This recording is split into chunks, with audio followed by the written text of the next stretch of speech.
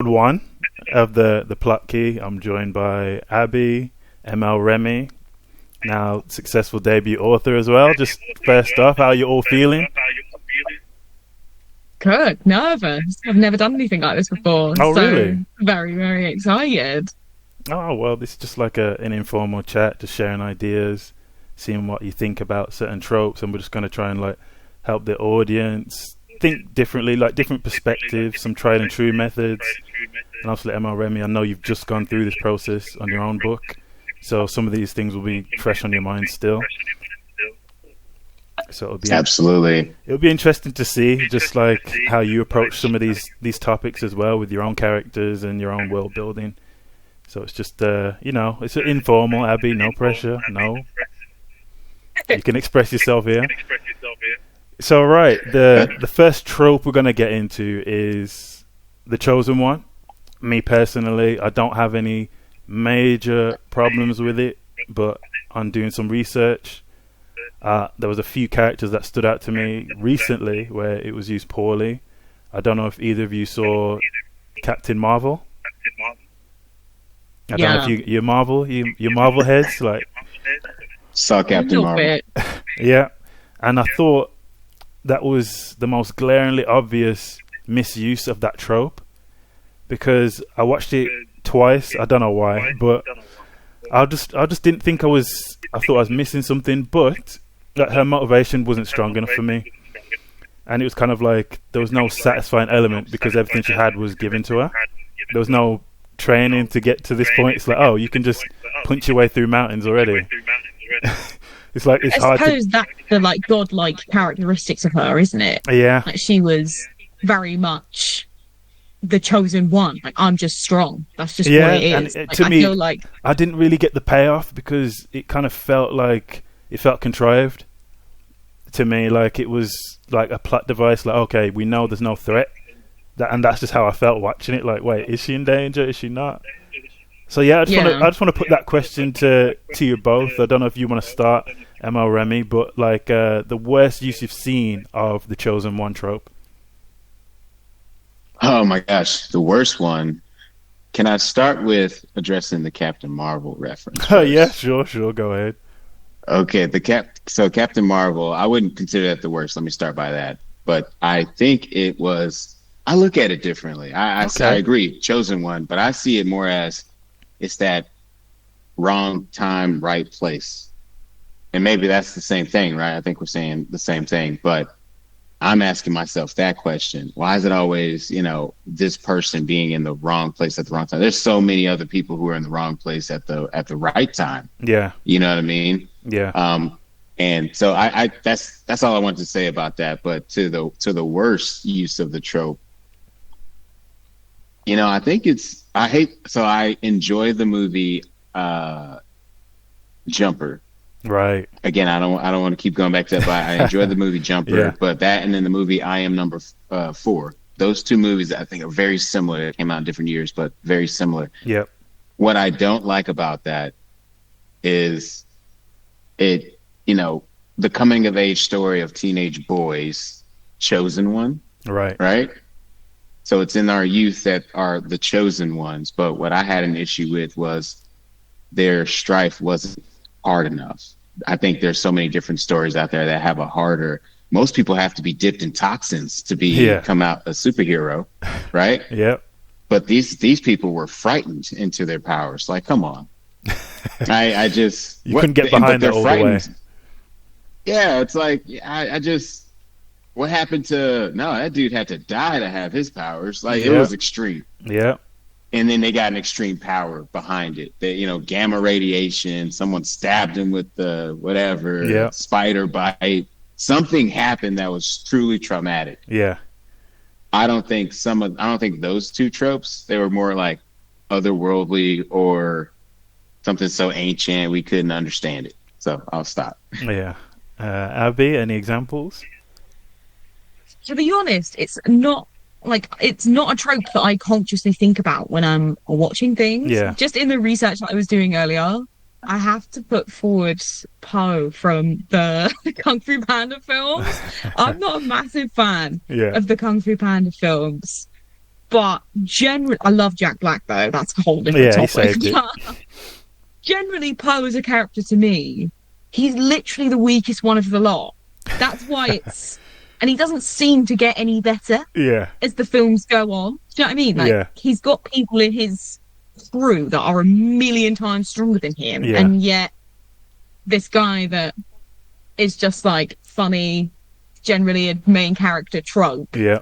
is the main, like, we are the team, I am the leader, and it's like, why are you the leader? You just can't do anything. Like, why? To argue that point though, and not that I want to necessarily argue that point, but I feel like I have to, because I feel like that particular character, I didn't think he wanted to be the leader. He revered those people. He wanted to be those people. Yeah, he was a fan. You know what I'm saying? He was a fan. He was a fan. He's Yeah. like, oh my gosh, you're going to take me to the major leagues with you? And they're like, why are we taking him to the major leagues with us? Yeah.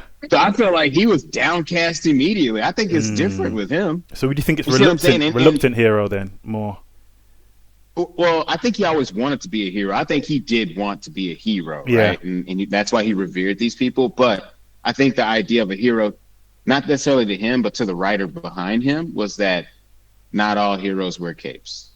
And he needed to, and that team needed to figure that out by leveraging this Panda's skill sets, which was very jovial, very unorthodox. Yeah. But it helped them overcome these challenges that their rival was plenty prepared for, because it's very disciplined. They knew what to expect. It was very traditional. Yeah. So sometimes you got to change up the game, and that's where Kung Fu Panda comes through. Yeah, they subverted some of the trope, but there's still elements there of like the whole destiny Agreed. angle. Like, you're just on this path, and no matter what you do, you're going to end up at the destination you need to get to. And for me, it's not always satisfying when that happens. But I'll throw this question to you, Amal, Remy. When you were writing the protagonist, like, how did you approach that so they didn't just feel like a puppet of destiny? They're still fleshed out a person. Well, destiny. Can I start with that term? The entire book is based on fate, and whether or not it's written, or if you have the opportunity to change it. And so when I set out to write about Marcos, I had an idea of what I needed his character to get to. Right. And then I needed to figure out what hurdles would need to happen over the course of 10 years to get there. Right. And so starting on day one, let's call it, and creating this protagonist, a struggle, I just focused on what would be the strongest pull to make his character step outside of his norm. That's interesting. Right? So you went environment. Period. Yeah. Oh, that's to me, that's tried and true. Change your environment, change the person. Yeah. And I think that's a good pick as well, because, when you're dealing with like an action hero, that kind of archetype, it's almost streamlined. You can kind of predict the arcs that they're going to experience, what they're going to go through. But I like that you said it's more the environment. So it's like, if Marcos had stayed, back in Dallas, living his regular life, he wouldn't have become what he eventually becomes. And I think that's a good contrast there between someone who's just pulled into this direction. They're doing everything possible to avoid that responsibility. But I like that approach, actually. I think it's come across really well.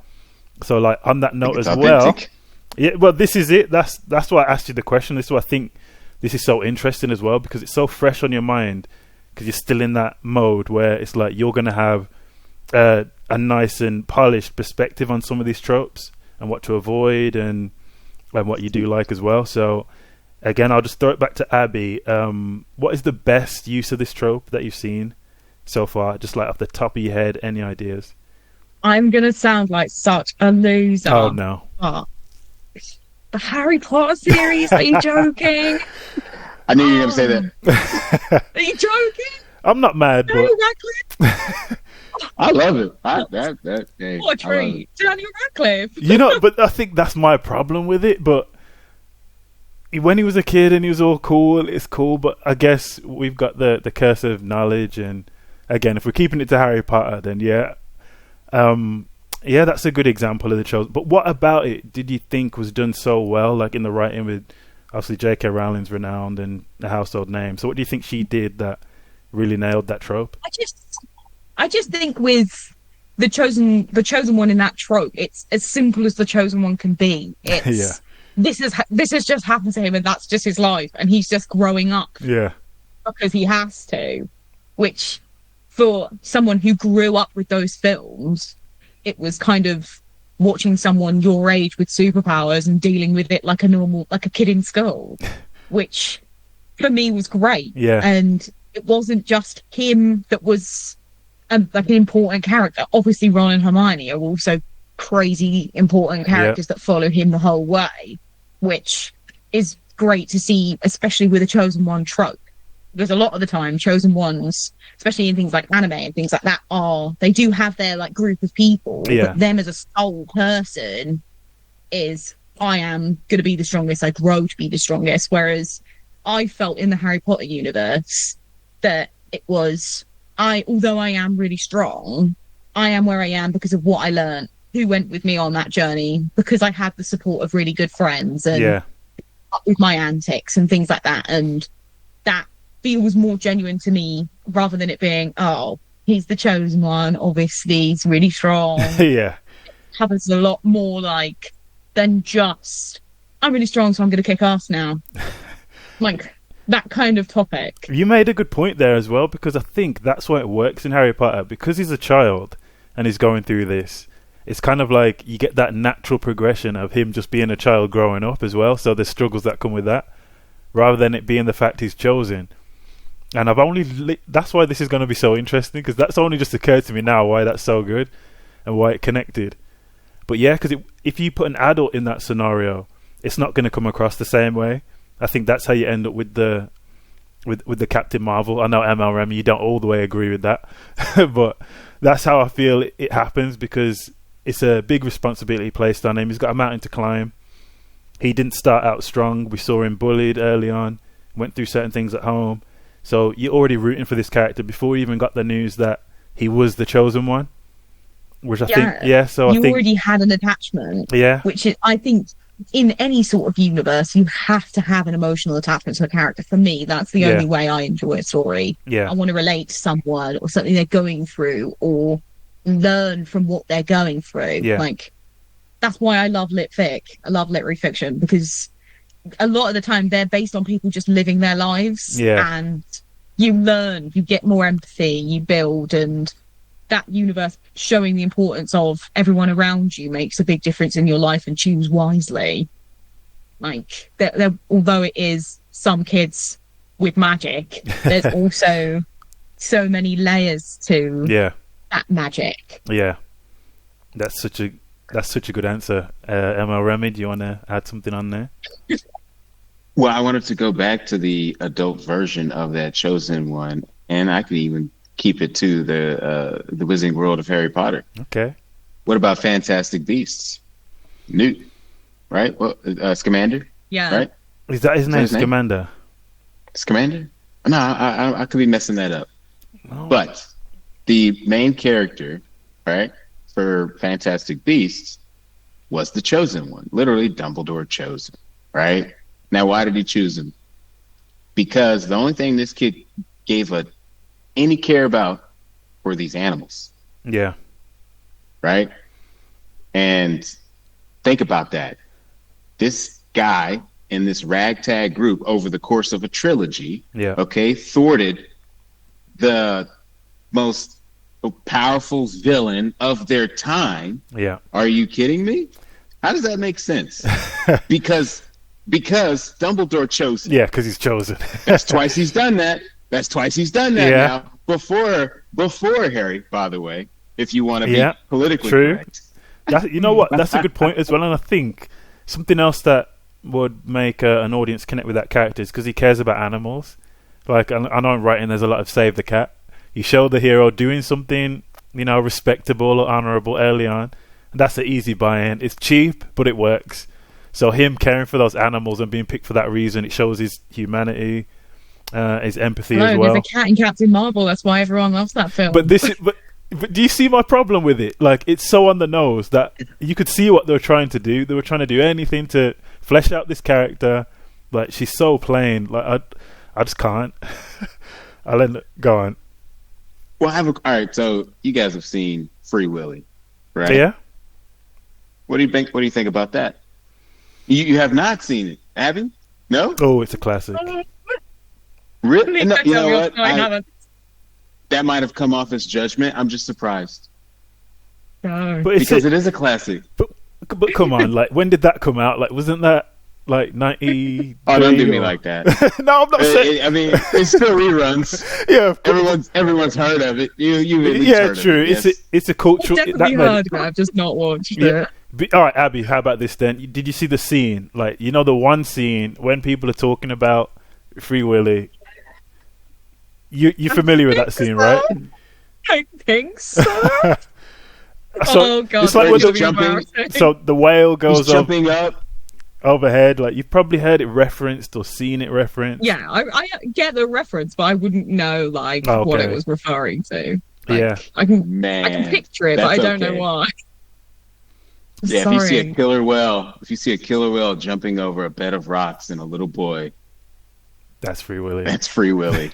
But I would recommend at least see that film once. And from the podcast in the first if episode. you like Harry Potter, not going well, guys. No, it's absolutely fine because, again, I can't remember the last time I watched that film, but it was such a big thing. It still holds up.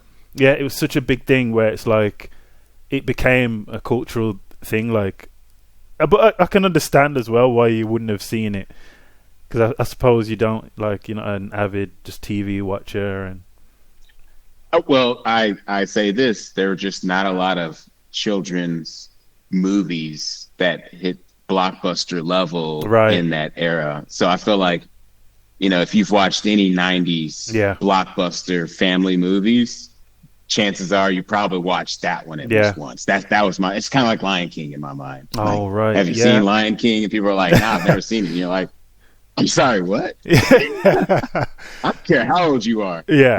It's a classic's a classic. We got to be honest. A classic's a classic.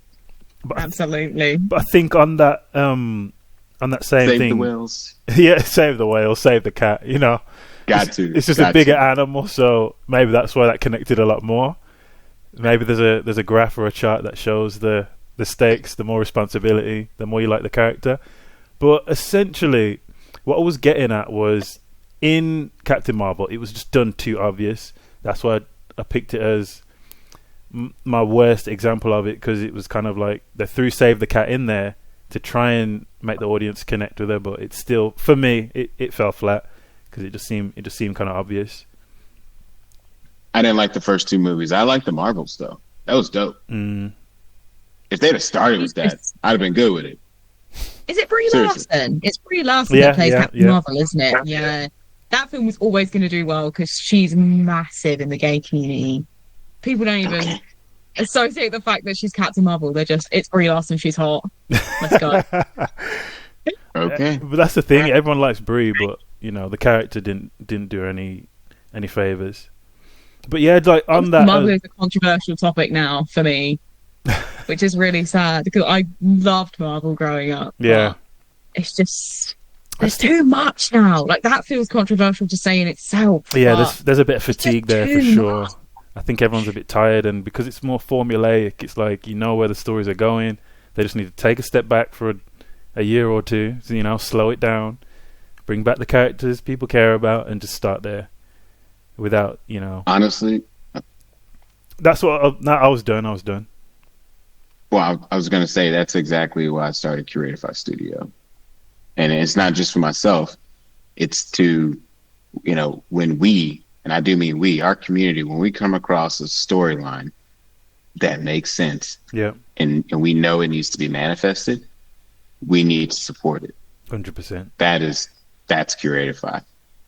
And so I'm selfishly starting with myself, going through that process, but I believe this media needs to exist, and it's gonna be different. It's not, it's not one world that we continue to expand and expand and expand.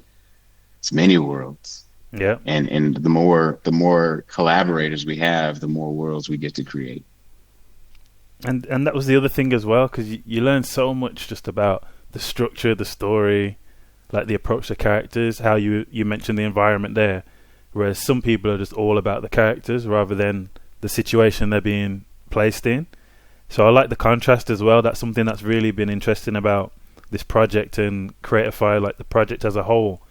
Like we've seen so many different perspectives and creative ways of achieving those kinds of aims that it's been fascinating to see unravel, but we'll get into all that another time. But what were you going to say, Abby? I've got another great example for a chosen one that's come back from the dead. Is the Divergent series, like the Hunger Games, that sort of thing. Like the Hunger Games have come back tenfold with the Sunrise on the Reaping release for the latest book in her series, and I can't remember what the film's called now. I think it's Catching Song and Snowbirds, maybe. Mm-hmm. But that film came out recently, which has done a massive revival of the Hunger Games universe, which is obviously a chosen one scenario with Jennifer. For the character's name is not Jennifer. I can't remember her name right now. Yeah, exactly. Katniss Everdeen. Katniss. Yeah, like that universe has just come back in absolute tenfold recently, which is really exciting because again, that was a universe that I grew up with. What would you say the reason for that is then, this resurgence? Because a lot of things, they're trying to do a remake, a revival, and it doesn't land the same way. So what do you think they did well? They said, hey, it's been 10 years. Let's do it again. Let's run it back. That's what it is. Let's like brush that one off again. Same with like any film universe, though. Like, I'd love to make the same argument about Star Wars. That's a touchy subject for a lot of people. And a really controversial topic. Yeah. But we didn't need all that, did we? Like, I thought the original films were good. Like, do we need any more? Well, I would say I will debate you against that, what you just said. I'll debate against you with what you just said. Every new generation, that's 45 years worth of legacy that you're talking about. And people have grown up and they have since joined that universe and have expanded it in ways that the original creator, George Lucas, didn't even foresee. Think about that. True. It grew to something that was beyond the creator, right? And the original fans, because the original fans grew up. True, they wanted. And then they're like, this is our franchise, not you kids' franchises, not the ones who are, growing up with Disney. Everyone's growing up with Disney. What I mean is, is the newest, latest versions of episodes. You see what I'm saying? I think there's an intergenerational legacy that's happening with all these stories that you're getting that won't gravitate towards every true fan. Right. I'll put it that way. Right. And I don't think we're going to see anything like that again in terms of just the scale and something that I beg to differ, sir. But OTP is on. I'm saying in terms of just because imagine like you got Dragon Ball Z, like something where this could go on endlessly, whereas with OOTP you've already got an ending in sight. You already know how the whole thing's going to wrap up. I have an ending in sight. My goal is to package up my gift to the world. Yeah. And then think about James Patterson. Do you guys know anything about James Patterson? You've seen the name, right? Yep. I've seen the name. Everyone's seen the name. Well, think about it. It's not James Patterson. James Patterson is a really older guy. Okay, it's people who are fans of James Patterson, ghostwriters who say, "Hey, I want to collaborate with you," right, and continue past a certain point, and it's their kind of legacy after that point. That's interesting. Or shared legacy. So the idea is that George R.R. Martin, same thing. Hey, I wrote this much, right? And now you guys are going to take it further. That wasn't the plan. That's what happened. Wait, did he do that? I have a cutoff. Yeah. Has George R.R. Martin passed that on now? It's done. Like I believe he will continue. Not officially. Let's not kill all the fans here. I was going to say, not officially passed on. Not officially passed on. Let me just say this is just from reading online, but I believe he is intentional about finishing what's in his mind because as any author would know, you have to. You got to get it out. Yeah. But he's not in a hurry. I'll He's put it to you definitely that not in a way. hurry. You know what I'm saying? I mean, Yeah. I think personally, from a life cycle perspective, maybe, but other than that, why would he be in a hurry? So when that comes out, it's going to be his gift to the world, right? This is the author's edition, and that's going to create a resurgence of Game of Thrones. But to the original point, we're already seeing it with Harry Potter. J.K. is not writing all this new stuff. Oh, that's a good point. She is allowing them to take her world and expand, and she has creative oversight. Like, I approve of that expansion pack. Yeah. Well, that's how it keeping works. the copyright in for themselves, isn't it? Like, you can use my story and my world, but it is mine. I get my kickback. Yeah. You know, this is your IP in association with my IP. I get my royalties based off my IP. But this is you. You're doing all the legwork for everything you're doing. Cool. Do you? I get sign off. I get my royalties. We good. That's such an interesting That's model as Simon well. Cowell playing the triangle in the background about a million things.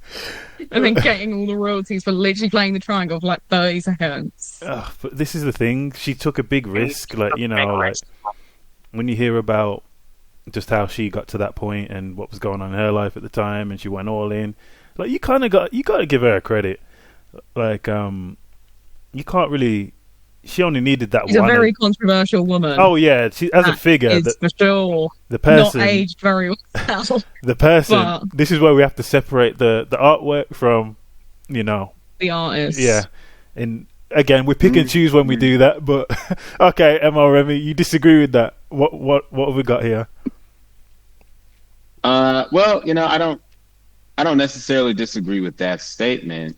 What makes me nervous about agreeing with it wholeheartedly is that we don't talk enough about when those chosen ones, right? Because I think J.K. Rowling is a chosen one in a different sense. I'd agree. You know, like she provided a whole thing for so many generations and so many generations. Yeah. So that's a chosen one. But they don't talk about it enough. What happens when a chosen one becomes the villain? That happens all the time. We do Tell you see what, that is a great plot for a book. Mr. I'm Writer saying. over there. That is a fantastic Just plot saying. line. No, that is actually a very good point as well, because, you know, they say stay around long enough to see yourself become the villain, that kind of thing. And it's like, yeah, it has kind of happened, like how the fan base and everyone, the sentiment started turning in the community a little bit, and now she's warring with everyone every day on Twitter and all sorts of things.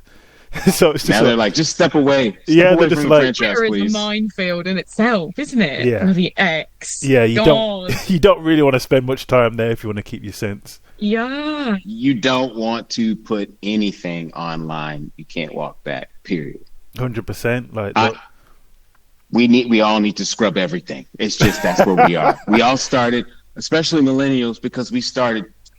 You know, we put too much of our early life on the early part of the web, that's a good point. and hopefully there's enough noise out there now Yeah. to where nobody's digging in that dumpster, right? Well, you But see we it all the all time. know. The old We tweets come all up, know. and yeah, you'll see. Yep. Celebrities all the time, Yeah, though, like- doesn't it? Happens Someone, all the yeah, time. someone's had Scrub. like an old racist tweet comes out, and then there's an uproar about that for a week, and then someone else, and You're I'm not like, racist no more. but I'm like, did you not see this happen to like 200 people before you? Like, at least if you're going to be in the public eye, like, Say I'm nothing. Like, I'm not saying I agree with the tweets, but I'm just saying be smart about it. Like, if you feel that way, you don't put it on a global platform. Facts. Whoa, Or thinking. right. Have you seen the controversy at the moment about that a Coldplay concert recently? Oh, a my CEO God. of a company was caught cheating yeah. on the Booed camera up. at Coldplay. Just booed up, Yeah. man. I was like, He was doing Yeah, a man, lot. It's like, oh, he literally invaded my private life. It's like, mate, you're at a public arena. He What literally- were you expecting to happen? He was so, like, this is off topic, but he was so bold to do that. Was he a chosen one in a way? Because he felt like he was he's a untouchable. billionaire. It's different. Yeah, like, to go up there and do that, like, in public, surrounded by colleagues, knowing no one's going to say anything. How privileged is he? Hey, this is my private suite. Don't put that camera in here. That's... And is that a good argument? Maybe. But don't stand in front of the damn glass. Yeah, like he was like almost in front of the balcony, hugging on this woman that he wasn't meant to be, and it's like, oh, you're not my wife. Bye. He was vibing out, and then they put the camera on him, so someone knew something was going on. But like, just facts. That's that kind of energy. Like he had main character energy. He believed he was untouchable. No, billionaire energy. Yeah, he's got the knowledge that everyone's got a price. That's the damage with people in that sort of field, isn't it? They're like, I can convince enough people in this building because I've got enough money to convince them. That's so crazy, though. That's the mindset, which is so crazy that we live in a world where people can be convinced to do stupid shit. But that's money. A good plot. That's a good villain there as well. Like the fact money has always been a villain. Yeah, like he was doing that in public. Like, you're the CEO of this company. Someone's going to recognize you, surely. And it's kind of like you didn't expect that as a possibility to happen. Like in his mind. He thought, I'll be fine going to this cult. I'll carry on my affair. Like, no one gets hurt. Turn up to work tomorrow. But yeah, it's like fat cows, bro. They get caught slipping all the time. Yeah, it's the ego. Ego made him think that he could go up there, be all up in the camera on the balcony, like, and he thought he'd get away with it. That's the craziest part to me. Someone always want what you have. Period. But don't you think the craziest thing is? It was a jumbotron that caught him. It wasn't like someone with their phone. It was literally like their main front of the stage camera. It wasn't even like, somebody just recorded him on their phone while they were at the show. It was literally in front of everyone in that damn arena. See, what we're not talking about. What we're not talking about is the possibility of everybody knew what was what, and they were cool with it. Even back home. That happens. That exists. Oh, that's a good point. And now it's all just been dragged out into the public, and it's a fiasco now. So, and that's why he's pissed, because that is not comely. You know what I mean? That's not proper, sir. It's a whole trope in itself. Well, this is what I'm saying. As we're talking about this, I'm like, hold on. This is a good idea for a character or something, a villain in something. Like, surely you can't be that brazen. Idea for a book. He started that day out normal, just carrying on. Got the affair set up. Now he's free. Now he can really do what he wants. He's just like, y'all still want to keep this up or what? And they're like, you know what? I mean, everybody knows now. You raised a good point. About if his wife might have known about it, and we don't know the behind the scenes things. But like you were saying about the tweets, she with? I don't know about the tweets earlier. It kind of highlights that we are in a different time, and that kind of energy. You can't really get away with it. And you have to be the ego has to be enormous to try and do something like that in this era and think it's gonna just go exactly how you think, with no troubles, no cameras, no old stories coming to the fore. And it's just another example of the times we're living in, I would say. I think people are living how they wish to live. I think that is what is consistent across the globe. People are no longer adhering to formalities in some cases. They're just saying, life is way too short. I'm just going to do me. So whether that be...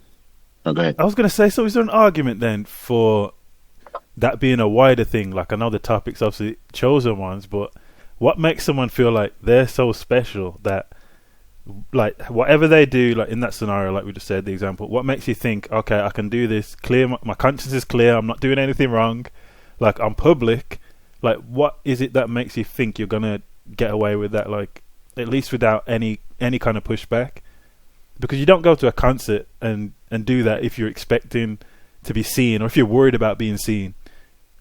So it's just that's something interesting in terms of You hear all the time, all these powerful individuals who do some of the most sleazy stuff to their partner, who is also potentially a powerful individual or one of the most beautiful individuals. You hear about that all the time. So the motivations behind why people do bad things, bro, that's just because people are the root of all evil. We talked about this. Okay. That exists. That is why. It's because when you... That's how you're talking it up. All right, when you get what you want, yeah, assuming everyone gets what they want in this world, that is when you learn who they are. They're going to move however they wish. And that's who you really learn who people are, man. So, like, that's why I say I hope everyone gets what they want, man, because I'd rather see who you are. Oh, I like that. I might have to steal that for something. Like, I don't know what it's going to go in, but I'm taking that. That's a great book quote. That's amazing. That's a highlighter pen if I've ever seen one. But I'm thinking even like a motivation for a character, kind of like, I want to see everyone get what they want just so they can be authentic.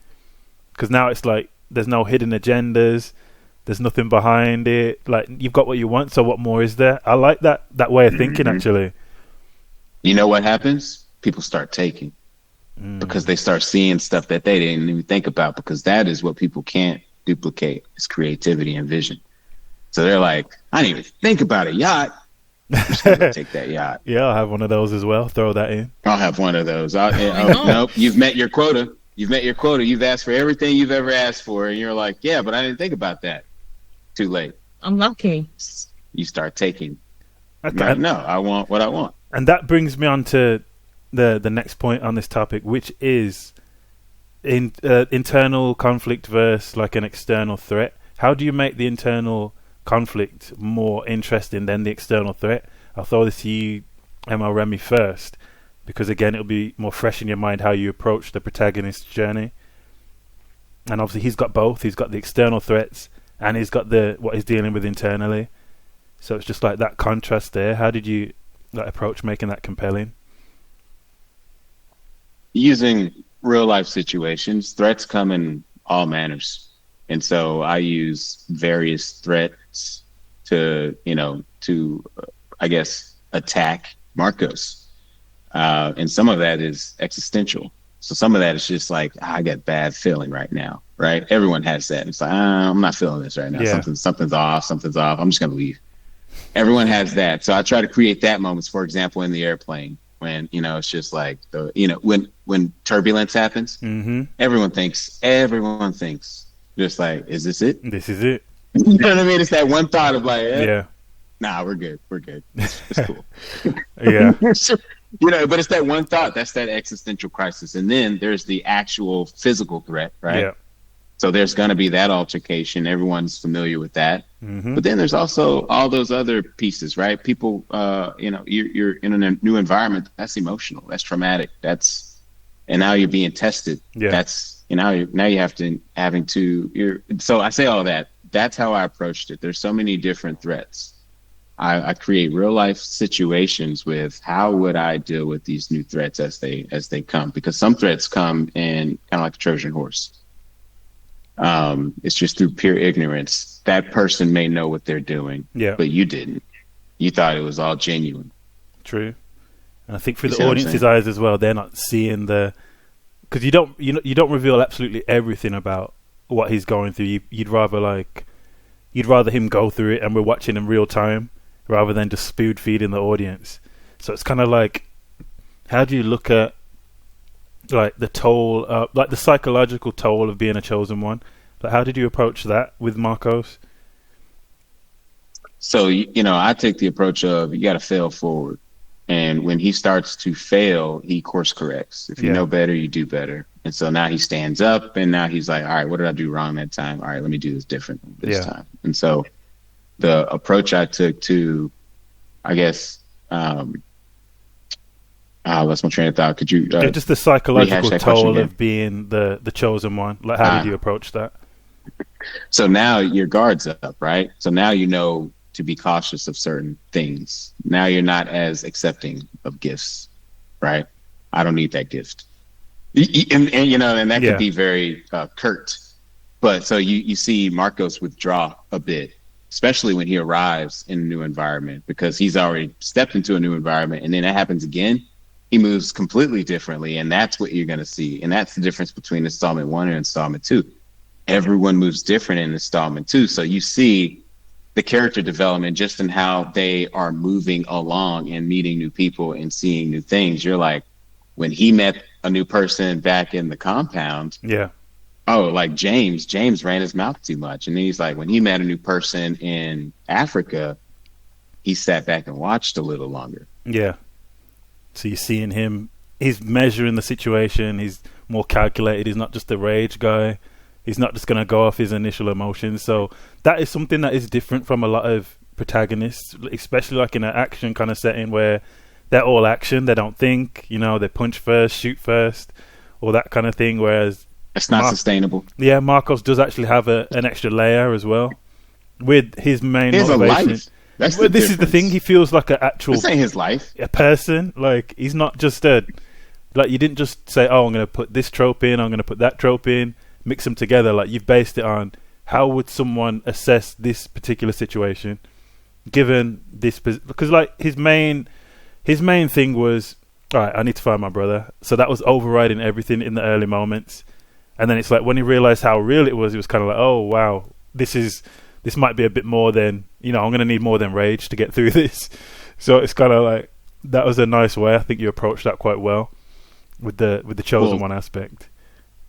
Well, keep in mind, I know everyone in this world is selfish. And it's just a level of how selfish you are. Right. Right. And that's not a negative or positive thing. That is just facts. You know what I mean? Mm-hmm. Your actions are what is considered good or bad, I think. Yeah. That being said, in this book, in all of these books, you're going to see all these characters. Everyone starts off very selfish. They, you know, every person for themselves. And then as you grow, they're like, you know what? Who would I support in their mission? Yeah. That changes the dynamic. Now that's a friend. A friend is someone who's like, hey, how can I help you? I'm good.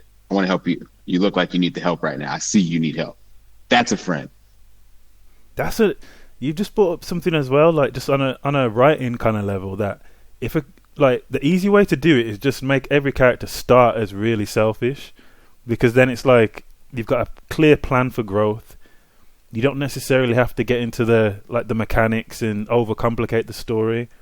It's just kind of like what's motivating them, what's holding them back. So I like the way you just put that then in terms of it being everyone's selfish, because that's automatic. Individuals. It's going to put you at odds. It's going to put you at odds with this person's agenda or their goals. For example, like if it was a zombie film or whatever, where someone's all about their family, whereas someone else is like, no, I want to help my whole town. So it's like there's different degrees to that separation that you were just talking about, which I think is quite interesting as well. And I just want to throw... It gives so much more creative leeway, though. Yeah. Because everyone is fresh meat. It's not that some people have already got a level of connection that you need to maintain. Right. It's, I've got all these people, yeah, and I can do what I want with them. If I want her to fall out with him, yeah, fine. If I want them to be best friends, if I want them to have a relationship, that's completely a whole brand new herd of lions that you can do what you want with, and build their traits to be advantage to each other or not, because everyone is under the illusion that these people don't know each other. You don't know them. Yeah. Everyone's got that level of mystery, which gives more choice for how you develop. Yeah. Because just because Marcos is our main narrator doesn't mean he's a reliable narrator. That's true. You don't know that yet. Yeah. You believe he's reliable because he's the main character, but you have the choice to jump between all those characters and have as many narrators as you want. Yeah. Because it's open field. Oh, we lost you there for a sec. Nope, sorry about that. Yeah. Sorry, Abby. What we just reiterate on that point, because you made a really good point then about how the interpersonal relationships and how they connect.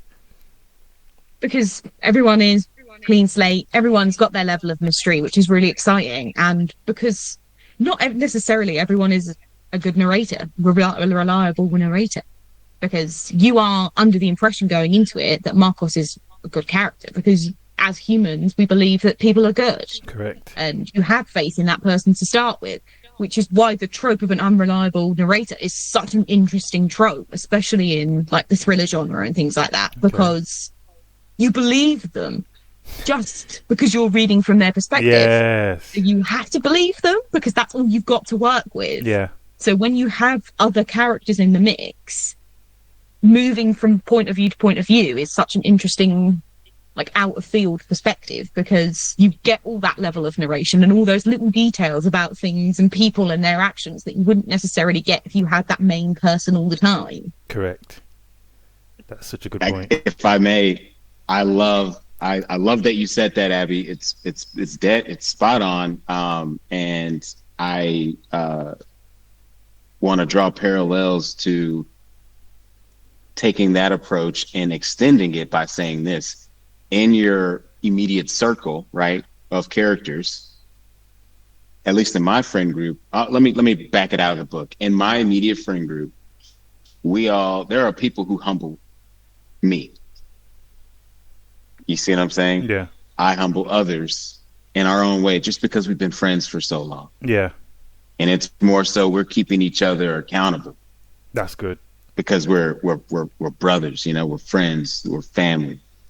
And so when you're writing about these character groups and things like that, you start to see how over time certain people start to correct certain people over very specific things. Yeah. So, for example, you start seeing OSHA call out Marcos, not necessarily with a finger wag, but with a look of like, you know better. Yeah. And Marcos like feeling like his older sister just gave him the you know better look, and he's just like, I know, but I wanted to show off today. You see what I'm saying? Yeah. So it's an unsaid look where it's like he knows what that look means, rather than her vocally saying like, why did you do that, and getting all animated. Only 7% of a conversation is verbalized. That's a good point. And I learned that from Miss Linda Clemens. She is a non-verbal communication specialist. Yeah. That's an interesting point. I took her workshop. Very and cool. I was going to say, so you incorporated from your learnings there into the story. Oh, yeah. Yeah, that's communication. That's storytelling. You know what? I think I'm probably annoying the hell out of my family, but now when we watch stuff, I'm like, I call out what's good writing and what's bad writing. I'm like, we watch a movie that is just all visual narration. There are no words. To me, that is probably the most challenging script to write. Yeah, 100%. You see what I'm saying? Yeah, you're right. So, like, when I think about it like that, I'm like, dude, I want to know who that writer is. Yeah. Now I'm looking up credits. I'm like, who wrote this? I could care less about the actors at this point. I'm like, what am I doing? Who am I? I used to care about who's the main character because they played the role really well. Now I'm like, who the hell wrote that part? They nailed it. That interaction, that scene, it made me tense up, or it made me really happy or sad. Oh my gosh. I now have more respect for the writers. Yeah, you've seen behind the curtain now, so it's like you can never go back to just watching things like as a regular consumer. And I think honestly, doing my film studies course ruined my life. I say that all the time. For the brief period of time I did my film studies course, I can tell you what that camera angle is every fucking time. It's so irritating. I just want to watch that film and enjoy it. Yeah. I'm like, oh yeah, he's using that angle. That's a good idea for that. But like, nobody cares. Just watch the film. Shut up. Everyone has that. We my wife and I, we're in the real estate, commercial real estate. So every time we see like a non-ADA compliant stairwell, bathroom, or like this room with no windows, we're like, that would never happen. Yeah, against regulations. Oh, that must have been grandfathered in. Yeah, you've got to fight those inner, because that's a good point as well. Because if you got the curse of knowledge, it's not like the magic's not all gone, but some element has gone, because you can't just go in like a regular consumer. I know that film is not interesting if I'm picking up what camera angles you're using. I'm like, come on, guys. Yeah, exactly. I can see what exactly. camera angles you're using. I want to be more interested. And I guess that's what you were saying, just Remy, about writing as well. Like, and this was like the point I brought up first. When you see the trope literally thrown in, and it's like really on the nose, it's kind of jarring because it takes you out of it. You're like, I just want to enjoy this. I don't want to know that you're trying to hide like the blandness of the character with Save the Cat. That, for me, I'm not interested in that. But there are ways of doing it. Like you said, Kung Fu Panda, it's not as obvious, and he's got a contrast between the reluctant hero and the Chosen One. So then what's interesting about him is that contrast of him being a fan and then him being like destined to be this great character. So while I do agree with you, it's not the best use of it. It's not as terrible because there is contrast there. Whereas in my opinion with Captain Marvel there was nothing. There's nothing beyond. You are really not a Brie Larson fan. I feel that today. I'm a fan of her, but it's just this character. Like, you telling me you like that character? Come on, man. Thing is, I'm a kid of the comics. My stepbrother and I grew up watching all of the Marvel films together. When my dad met my stepmom, he basically was like, right, you're my little brother now. We're doing everything Marvel, everything. Like we do the Marvel trilogy, like the whole lot, forwards and backwards, like twice a year. Like that is the kind of life that we live. So you got a little bit of bias in there, right? You got a little bit of bias in there. I'm obviously a little bit of a fan. So when people are like, look at that Marvel film, like, oh, just like, but no, but Stan Lee wouldn't have done it like that. If you Stan find Lee was something still to here, defend. I promise you, it would be so much better. Yeah. But there's just a bit of fatigue about it, and I do think they'll get it back. I mean, they've got hundreds of characters that still haven't been used from the comics. There's still some interesting stories there. They need a break. That's also in the recipe. They do the break, they rebrand it, they do all the things. They, I think that's what they need. But also, I think the world is just hungry for new stories. So I think they go hand in hand. Yeah. And that now, especially with all the new, all the streaming opportunities out there, content is we're undersupplied with content. Yeah. That's been a thing. Yeah. Hollywood is dying, nearly dead. That model, so broken. Yeah, it's over with. Indies are just taking over, but it's unstructured, right? So now it's just what do you call it? It's the Renaissance. Absolutely. We're in the Renaissance right now. I completely agree as well, which another thing is interesting about this whole project, because you've demonstrated that a story can connect with a cold audience. They have no idea you're a debut author as well. So there's that. Let's get that in there as well. That deserves a lot of congratulations, because to do what you've done with your first book, we talk all the time, but I don't think we talk enough about what you actually accomplished in that period. But we'll get to that another time. But I just wanted to get that in there, because you are seeing there's a route directly to the audience. Whereas if they connect with the story, they're going to support it. It doesn't matter about like your personal beliefs, anything else. Like if it's a good story, that's all I want. And again, that's it. That's proof there that you don't have to follow the traditional models and methods of getting your story out there. And I know that's something Creatify stands for as well. Absolutely. We're taking this new tech wave and we're trying to figure out how can we reach as many of our people as possible. Well, this is it. This is why we've started just, we're dissecting the stories, what people like about characters, what they don't like.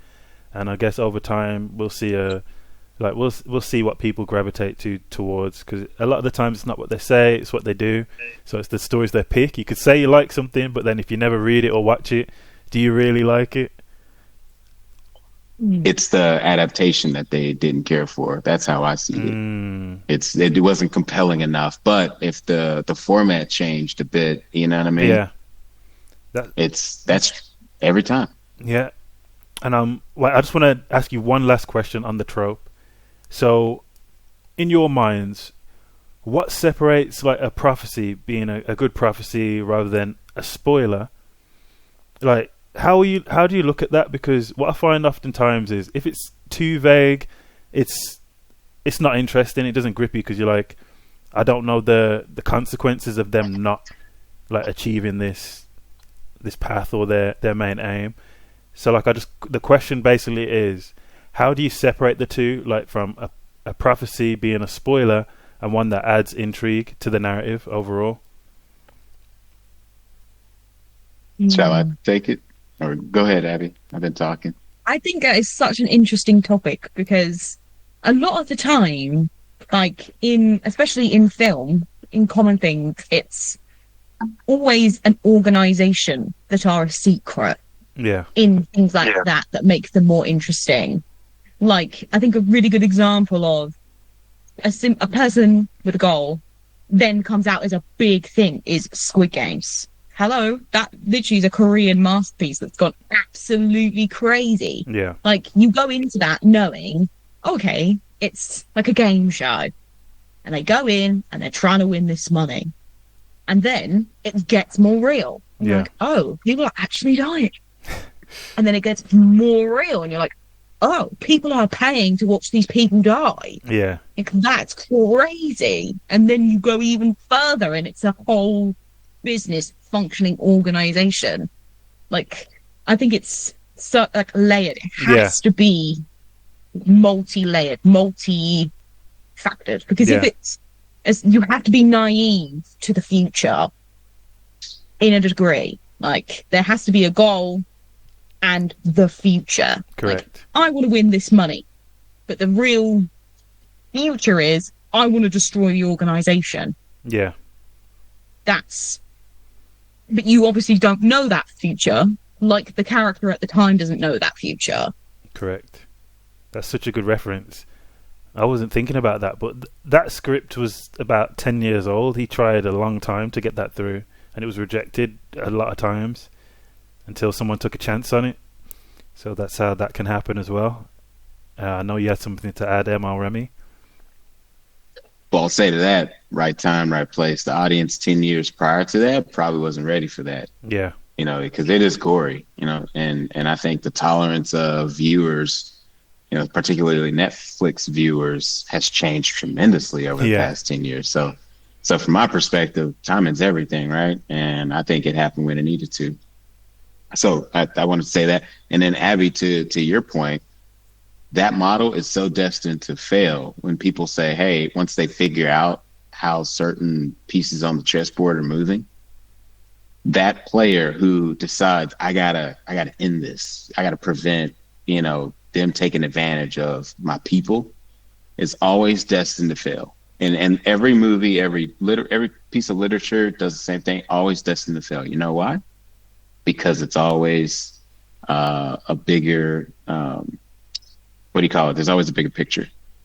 There's always levels to the shit. There's always just bigger circles. And that's how every movie always ends, right? It's like you think the hero accomplished the goal, and then at the very last bit, you're like, wait, you're telling me there's zombies over there too? Yeah. Like, you know, so it's like there's always stuff.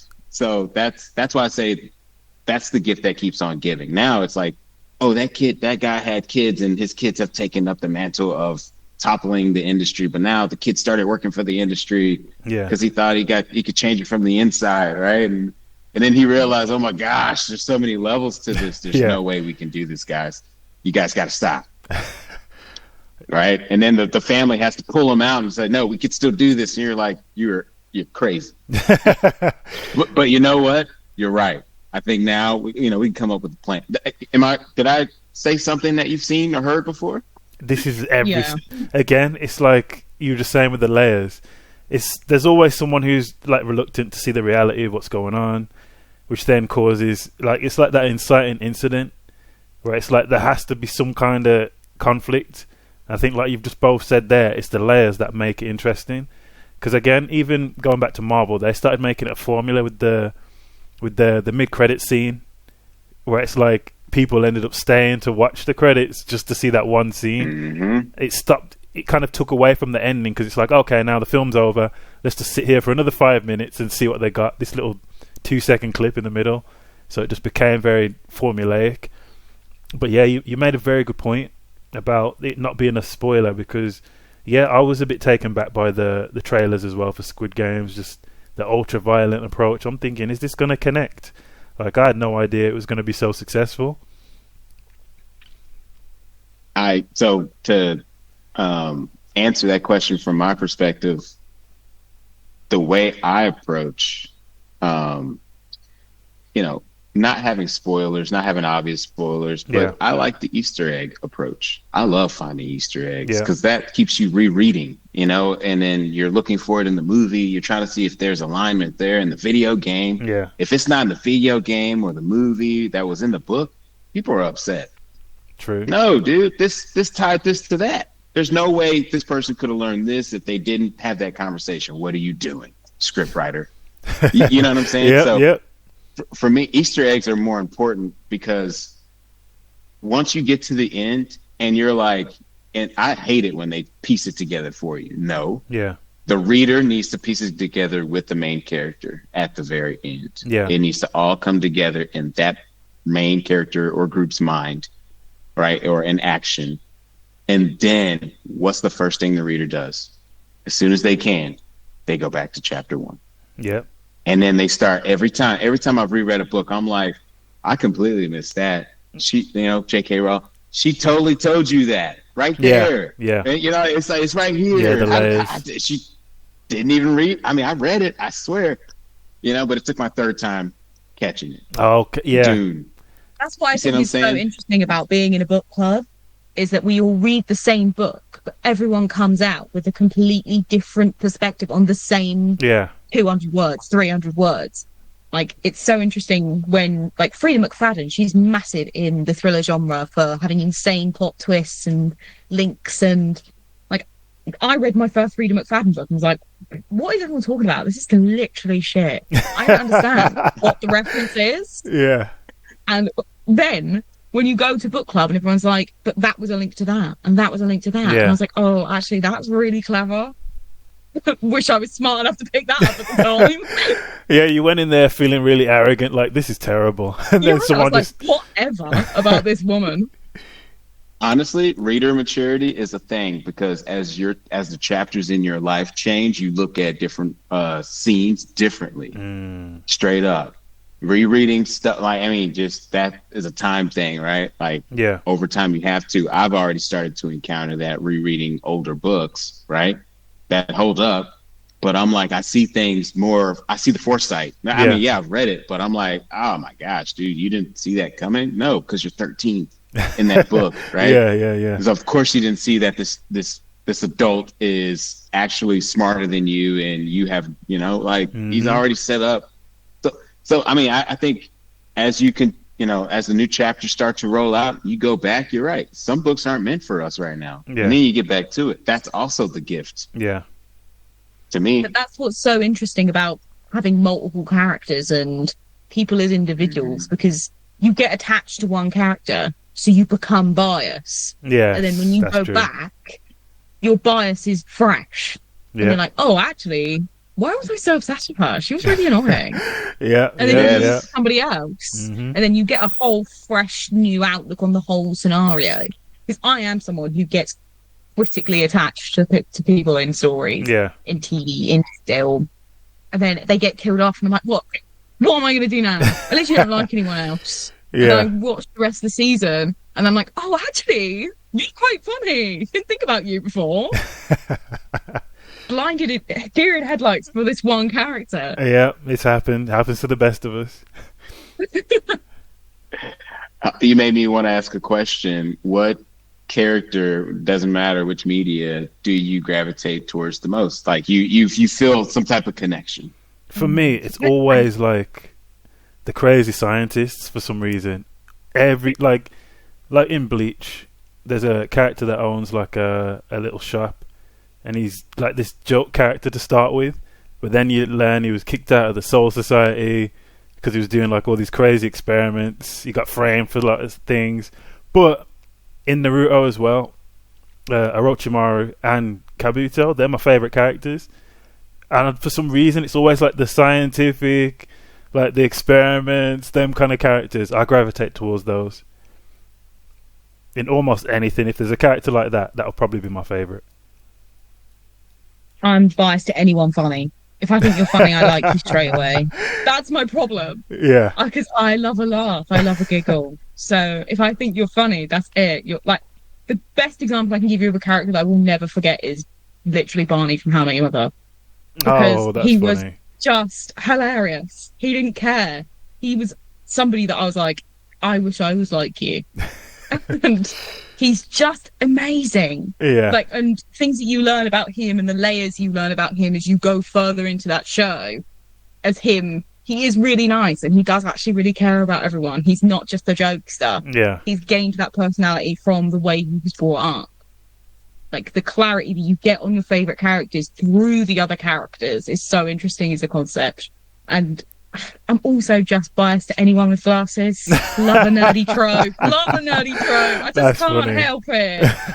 Like a little nerdy trope. Like, oh, you're just so innocent. Like, you just can't help, like, want to protect them, want to look after them. So when things happen to them, you're like, they're not them. Like, please. Why not anyone else? What happens to you when their glasses break and they just look at the glasses? Oh, that. There's got to be a name for that trope as well. Moment or their character arc, and it's so exciting because you're like, yes, we knew and their muscles bulge. You're like, yeah, I knew you were the right one. There's got to be a name for that. Little vein pops. Yeah, there's got to be a name for that trope because that happens in quite a few things. So they're like, you broke my 5th favorite pair of glasses. 5th favorite. But this is that's the thing They're as all well. the same. I'm actually gonna research what that's called because deep diving on this, there's something to that, and I don't know what the outcome's meant to be. Like you said, you care about characters who just wear glasses, but it's like the silent rage, like when the glasses break.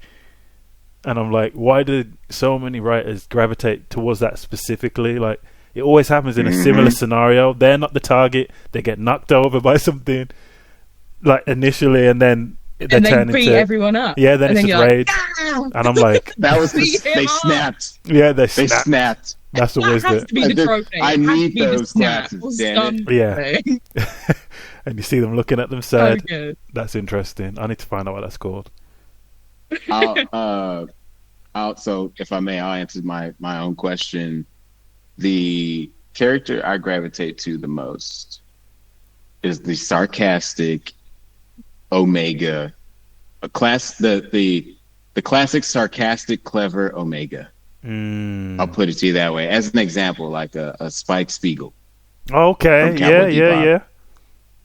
You know what I'm saying? Like he can't do what he does without his team.